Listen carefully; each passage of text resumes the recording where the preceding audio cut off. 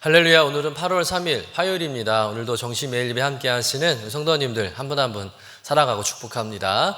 다 같이 사도신경을 고백하면서 예배 자리로 나가겠습니다.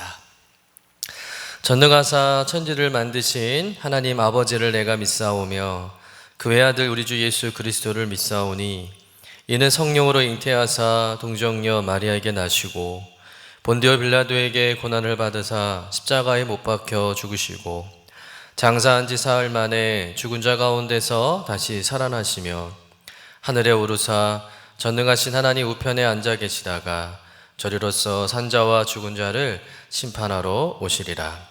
성령을 믿사오며 거룩한 공예와 성도가 서로 교통하는 것과 죄를 사하여 주시는 것과 몸이 다시 사는 것과 영원히 사는 것을 믿사옵나이다.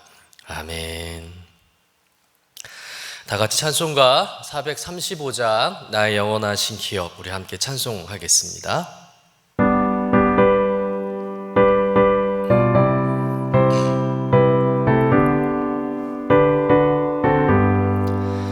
나의 영원하신 기업 생명보다 귀하다. 나의 갈 길 다가도록 나와 동행하소서. 주께로 가까이 주께로 가오니 나의 갈 길 다가도록 나와 동행하소서. 세상 부귀한이람과 모든 명예 버리고 험한 길을 가는 동안 나와 동행하소서.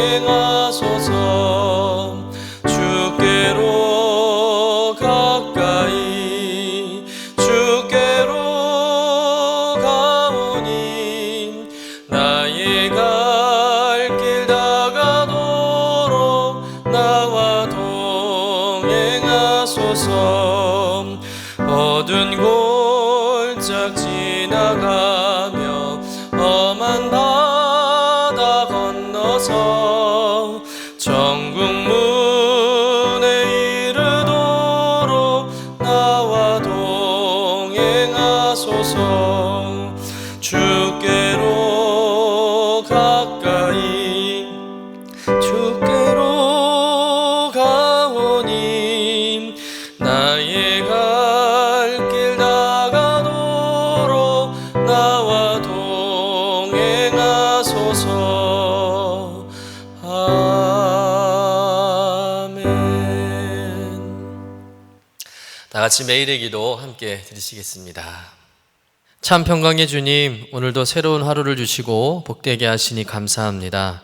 하늘에 속한 자 하나님의 자녀의 삶을 권세로 살게 하시며 오직 하나님의 말씀을 즐거워하며 따라 살게 하심을 감사드립니다. 다윗처럼 오직 우리 주님만을 내 앞에 모시고 오직 주님만이 우리의 전부이심을 고백하는 삶이 되게 하시고 그러므로 인해 주님께서 늘 우리의 전부가 되어 주심을 경험하고 누리는 삶이 되게 하옵소서.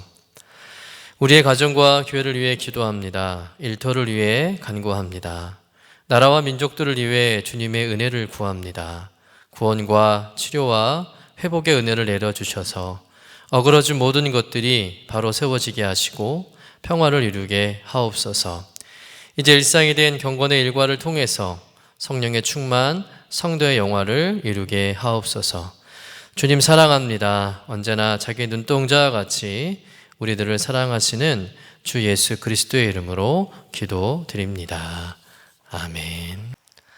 오늘 우리에게 주신 하나님의 말씀은 사사기 1장 1절에서 10절까지의 말씀입니다. 함께 받들어 읽겠습니다. 여호수아가 죽은 후에 이스라엘 자손이 여호와께 여쭈어 이르되 우리 가운데 누가 먼저 올라가서 가나안 족속과 싸우리이까? 여호와께서 이르시되 유다가 올라갈지니라. 보라, 내가 이 땅을 그의 손에 넘겨주었노라 하시니라. 유다가 그 형제 시몬에게 이르되 내가 제비 뽑아 얻은 땅에 나와 함께 올라가서 가나안 족속과 싸우자. 그리하면 나도 내가 제비 뽑아 얻은 땅에 함께 가리라 하니 이에 시므온이 그와 함께 가니라. 유다가 올라가매 여호와께서 가나안 족속과 브리스 족속을 그들의 손에 넘겨주시니 그들이 베색에서 10,000명을 죽이고 또 베색에서 아도니 베색을 만나 그와 맞싸워서 가나안 족속과 브리스 족속을 죽이니 아도니 베색이 도망하는지라. 그를 쫓아가서 잡아 그의 엄지손가락과 엄지발가락을 자르매 아도니 베색이 이르되 옛적에 70명의 왕들이 그들의 엄지손가락과 엄지발가락이 잘리고 내 상 아래에서 먹을 것을 줍더니 하나님이 내게 행한 대로 내게 갚으심이로다 하니라. 무리가 그를 끌고 예루살렘에 이르렀더니 그가 거기서 죽었더라. 유다 자손이 예루살렘을 쳐서 점령하여 칼날로 치고 그 성을 불살랐으며 그 후에 유다 자손이 내려가서 산지와 남방과 평지에 거주하는 가나안 족속과 싸웠고 유다가 또 가서 헤브론에 거주하는 가나안 족속을 쳐서 세세와 아이만과 달메를 죽였더라. 헤브론의 본 이름은 기럇 아르바였더라. 이는 하나님의 말씀입니다. 아멘. 오늘부터는 사사기의 말씀을 읽으며 함께 은혜를 나누고자 합니다. 사실 사사기는 목사님들이 즐겨 설교로 정하시는 본문이 아닙니다.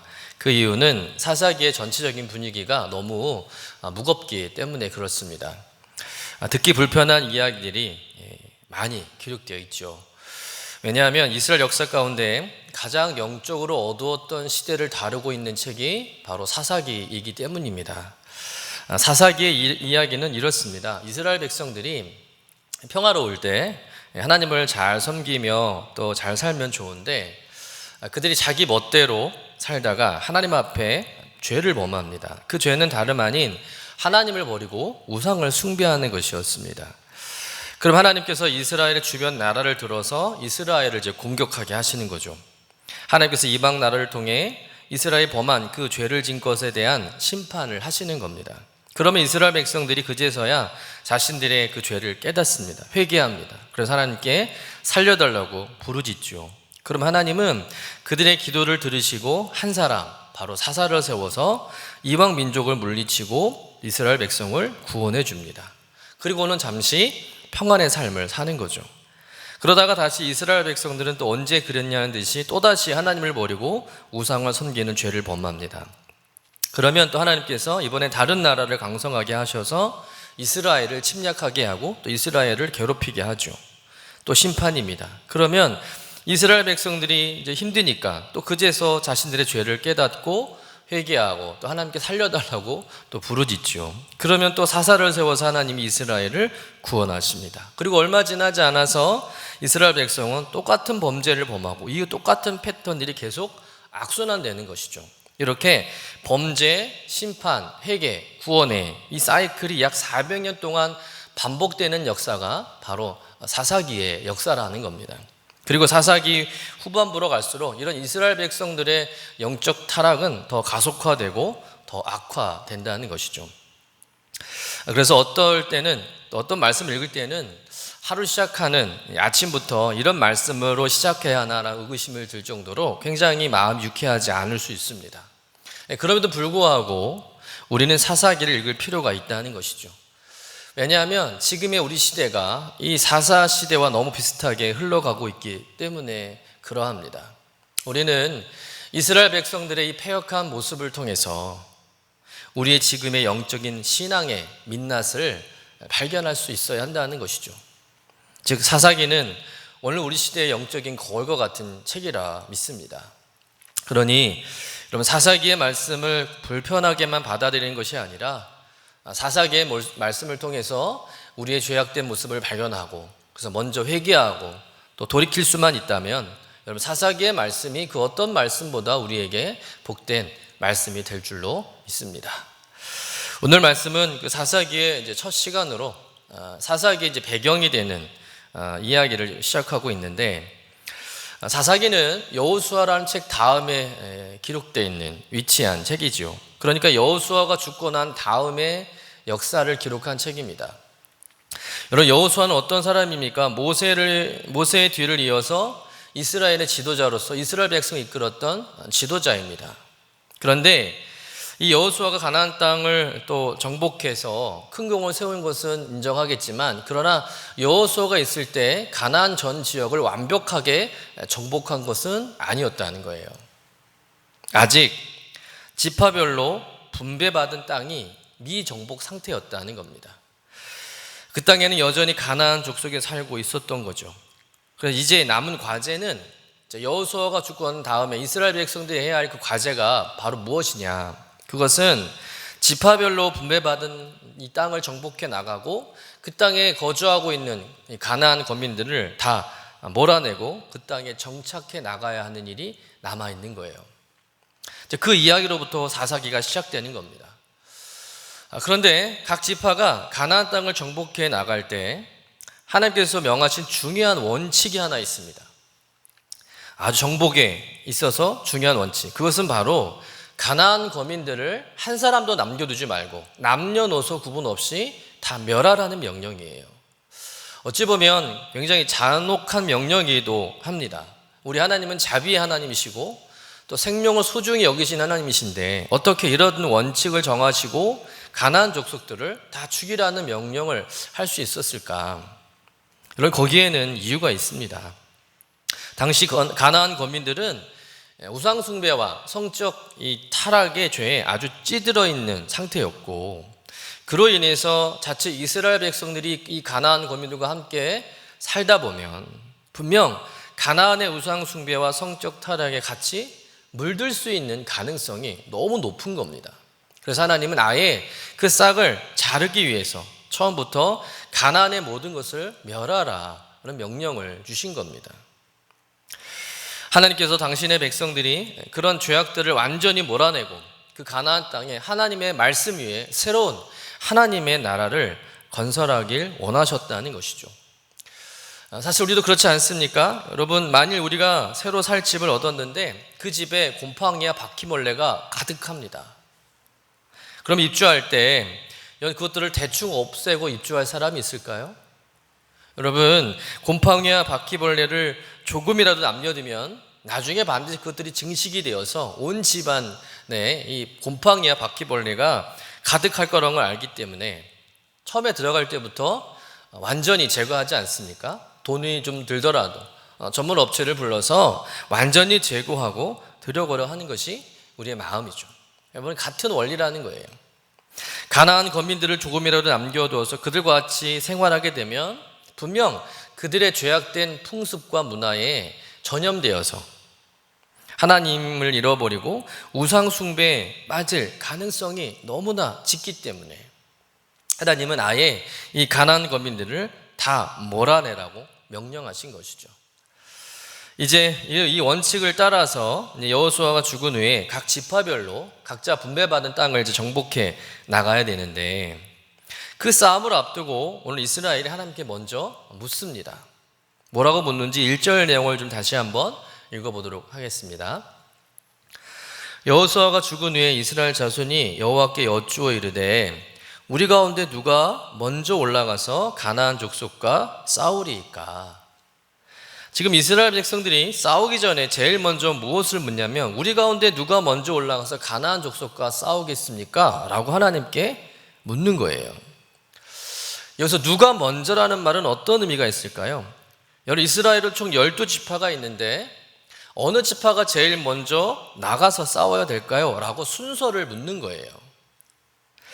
우린 이 대목에서 생각해 볼 것이 있는데 왜 이 질문을 이스라엘 백성들이 하나님께 할까라는 거죠.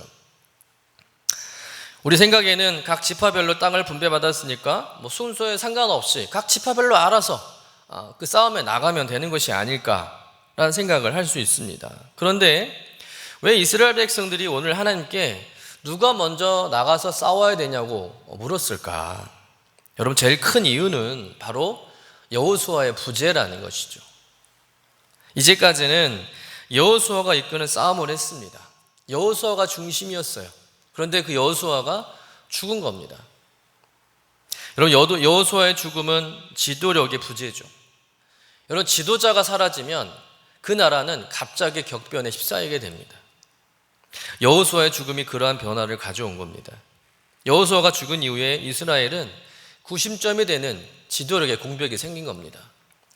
모세가 죽었을 때는 여호수아라는 차세 지도자가 세워져서 그 공백이 느껴지지 않았겠지만 여호수아가 죽은 다음에는 이 이스라엘 민족 전체를 이끌어갈 만한 그 강력한 리더십을 가진 지도자를 찾을 수 없었던 겁니다.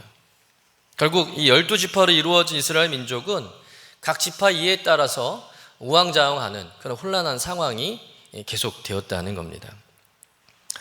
어찌 보면 여호수아의 죽음을 시작으로 시작하는 이 사사기는 앞으로 혼란한 상황이 시작된다는 것을 암시하는 말씀이기도 한 거죠. 이제 이스라엘 백성들은 여호수아 없이 전쟁을 해야만 했습니다. 그런데 막상 중심이 되는 여호수아 없이 전쟁을 하려고 하니까 두려움이 생기는 거죠. 그래서 서로 싸움을 안 하려고 회피하는 겁니다. 주저주저 하는 거예요. 그리고 서로를 미는 거예요. 니네가 먼저 나가라고 서로 미는 겁니다. 그래서 다 미니까, 다 회피하니까 이스라엘 백성들이 하나님께 묻는 거예요.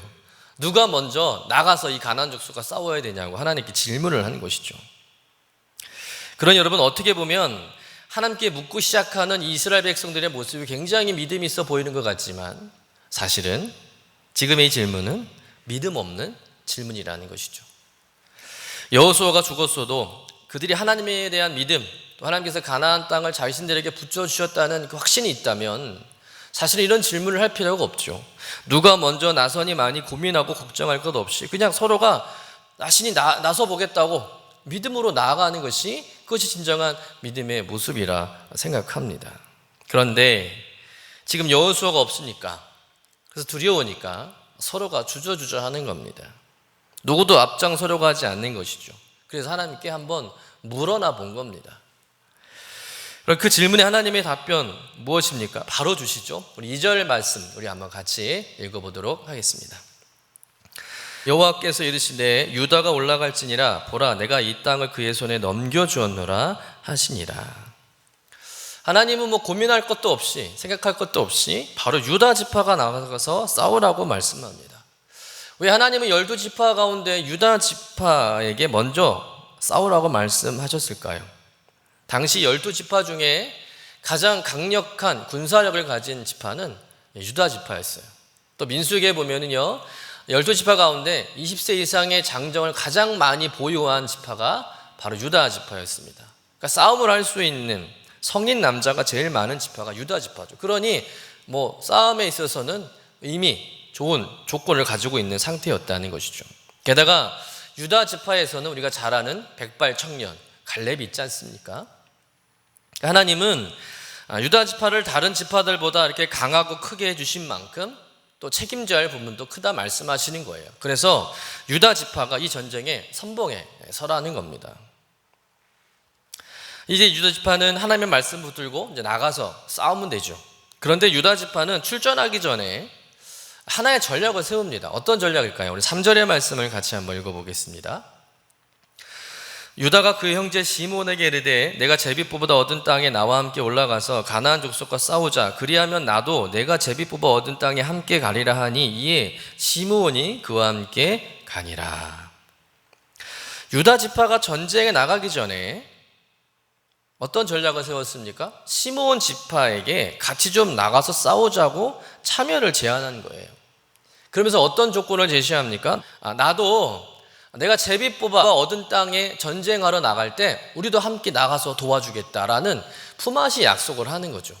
그러니까 지금 우리가 전쟁을 나갈 때 너희들이 같이 우리를 도와주면 너희들이 분배받은 그 땅을 정복해 나갈 때 우리도 너희들을 도와주겠다라고 이렇게 서로 약속을 맺는 겁니다.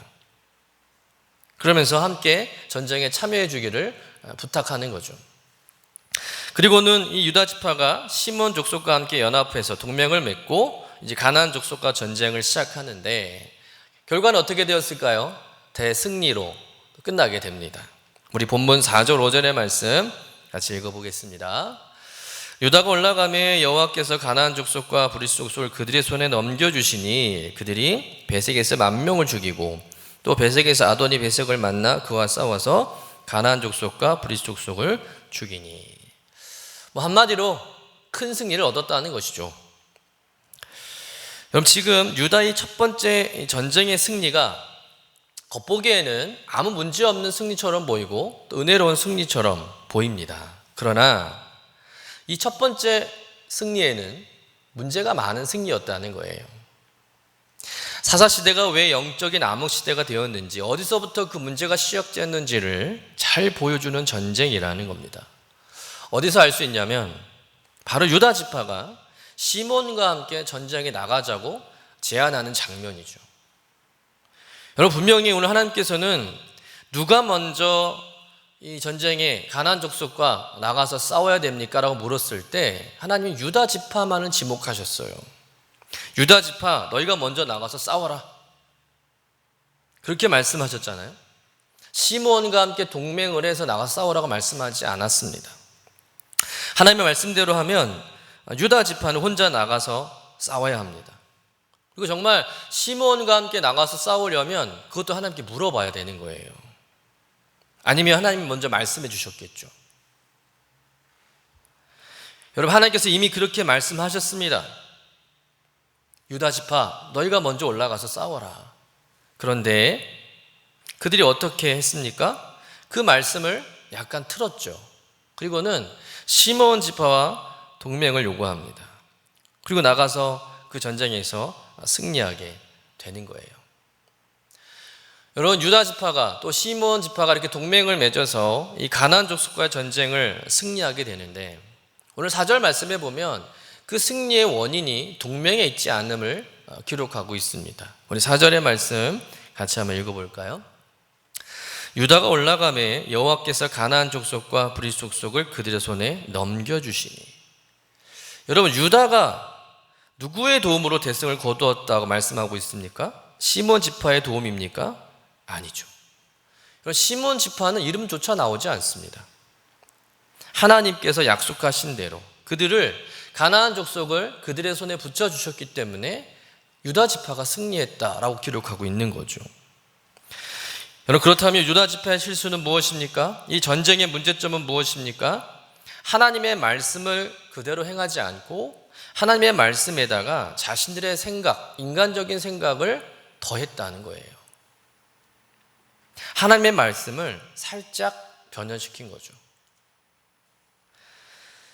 그렇다면 왜 유다 지파는 이 하나님의 말씀을 살짝 변형시켜서 이 시므온 지파를 끌어들였을까? 여러분, 답은 아주 간단합니다. 유다 지파가 하나님의 말씀을 온전히 신뢰하지 못하는 겁니다. 하나님은 분명히 너희만 가도 된다고 했지만 막상 자기들만이 전쟁에 나가려고 하니까 용기가 나서지 않는 거죠. 용기가 안 나는 겁니다. 용기가 안 난다는 말은 이 땅을 너희 손에 넘겨주었다고 하신 하나님의 말씀을 온전히 신뢰하지 않는다는 거예요. 믿음이 없다는 겁니다. 그 말씀이 믿어지지 않으니까, 두려우니까 그들이 인간적인 방법을 동원하는 거죠. 자기 지파만 가서 싸우는 것보다는 그래도 한 지파라도 더 함께 하는 것이 전쟁에서 승리할 수 있는 가능성이 높다 여겨지는 거예요. 인간적인 방법을 동원하는 겁니다. 그래서 처음에 응답받았던 그 하나님의 말씀을 살짝 틀어버린 것이죠. 여러분, 만약 유다가 정말 시므온과 동맹을 맺고 싶었다면 어떻게 해야 하겠습니까? 그것도 하나님께 물어봐야 하는 것이죠. 순서를 물어보았듯이 하나님께 솔직하게 또 물어보는 거예요. 하나님, 이 전쟁에 우리가 나가서 싸워야 되는데 저희 지파 혼자 가기가 너무 두렵습니다. 저 옆에 있는 우리 시몬 지파와 함께 동맹해서 나가서 싸우면 안 되겠습니까? 라고 물어봐야 되고요. 그 물음에 대한 하나님의 답을 얻고 나가서 싸우면 그 문제가 없는 거예요. 그런데 유다 지파는 하나님께 묻지도 않았고 또 하나님의 결재도 없었는데 그냥 자기 생각과 자기 계획을 하나님 말씀에 섞어버려서 그대로 추진하는 거였다는 겁니다. 여러분, 사사시대의 영적인 변질과 타락이 여기서부터 시작된다는 거예요. 하나님의 말씀을 그 말씀대로 순종하지 않고 하나님의 말씀에 내 생각, 내 계획, 내 방법을 살짝 섞어 넣는 것이죠. 여러분, 처음에는 이것이 별 문제 없어 보입니다. 왜냐하면 살짝 섞였으니까. 그런데 앞으로 두고 보면 아시겠지만 이 자기 생각과 자기 주장이 세월이 지나갈수록 점점점 커진다는 거예요. 처음에는 하나님의 말씀이 90이라면 자기 생각이 한 10 정도 되는 거죠. 그런데 시간이 갈수록 자기의 생각의 비중은 점점점 높아지고 하나님의 말씀의 비중은 점점점 작아지는 겁니다. 그래서 마지막 결과가 어떻게 되느냐? 사사기 17장 6절 말씀. 이 말씀이 어쩌면 사사기의 핵심 구절이기도 하고요. 사사기의 말씀을 한 절로 요약하면 바로 이 말씀이다라고 말할 수 있는데, 우리 한번 같이 읽어보겠습니다. 시작. 그때에는 이스라엘에 왕이 없었으므로 사람마다 자기 소견에 옳은 대로 행하였더라. 사사기가 시작할 때, 그때 이제 하나님 말씀에 자기 생각을 조금씩 섞기 시작하는 겁니다. 그러다가 17장에 와서는 하나님의 말씀은 아예 다 없어져 버리고 자기들의 소견만 남은 거죠. 쉽게 말해서 자기 멋대로 사는 시대가 된 겁니다. 그런 영적으로 더욱 타락할 수밖에 없는 것이죠. 사랑하는 성도 여러분, 이게 참 무서운 거예요. 그럼 처음부터 이스라엘 백성들이 하나님의 말씀을 거역하고 그 말씀을 무시하고 산 게 아닙니다. 처음에는 조금만 살짝 자신들의 생각을 넣었을 뿐이에요. 조금만 변형시켰던 것 뿐입니다. 그런데 나중에 주객이 전도되어서 하나님의 말씀은 아예 깡그리 없어지고 자기들의 생각, 자기들의 주장, 자기들의 소견만 남았다는 겁니다.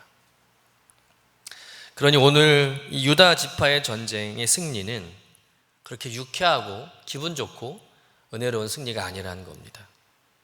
왜 사사시대가 영적인 암흑시대가 되었는지를 암시하는 불안한 서막이자 또 불길한 승리였다는 것이죠. 결과적으로 유다 지파의 전쟁은 앞으로 점점점 더 큰 영적 타락의 원인이 됩니다. 차라리 졌으면 더 다행일 수도 있었을 겁니다.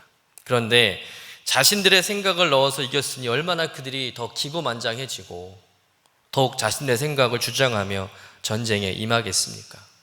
안 봐도 뻔한 것이죠. 이제는 하나님의 말씀대로 전적으로 움직이지 않습니다. 늘 자기 생각들을 집어넣는 것이죠.